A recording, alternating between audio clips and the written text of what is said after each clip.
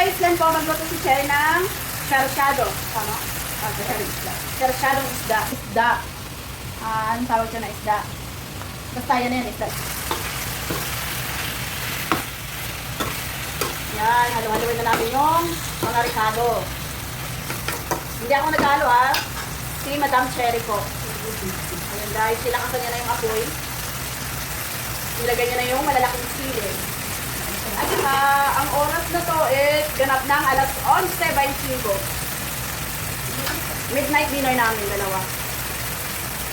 Tapos, nilagay niya ng paminta. O yun, ang sarap, ang daming paminta. O diba? Tapos, sinalo ko na. Sarap, daming paminta sa kamatis. Tapos, hayaan mo na maluto yung kamatis.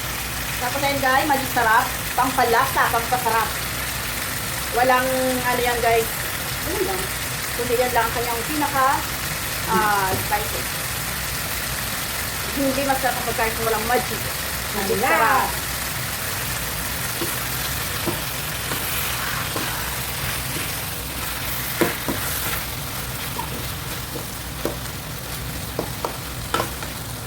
Lagay ko nito kasi tatakpan ko.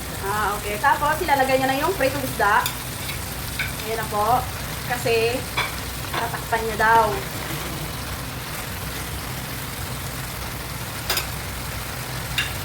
Sarap magluto si Cherry. Kahit anong, ano yan, ricado. Ano yung palo? Sorry. Kahit anong recipe or menu. Ayan na guys, nilagay niya na lahat yung isda. Tapos, tatakpan niya na po. Ayan na, tinakpan niya na guys. So, ayan guys, bubuksan niya na uli. Ayan, wow! Konti pa, di ba? Or okay na yan? Okay na yan, Ben?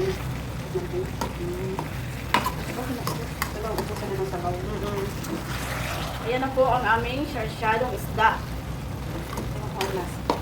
Sarap yan, ikaw. Ayan na guys, luto na po.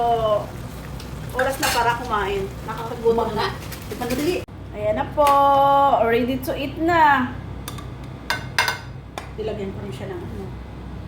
Ng turmeric. Yeah. May turmeric. Yes, Yan. para healthy. Masya.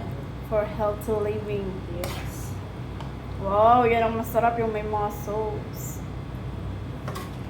Ayan na guys. Luto na po.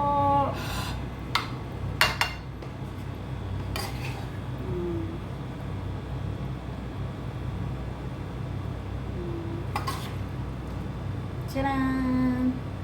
Talagang mano yung sauce niya, guys. Wow. Ano siya? So, kakain na po kami. Oh,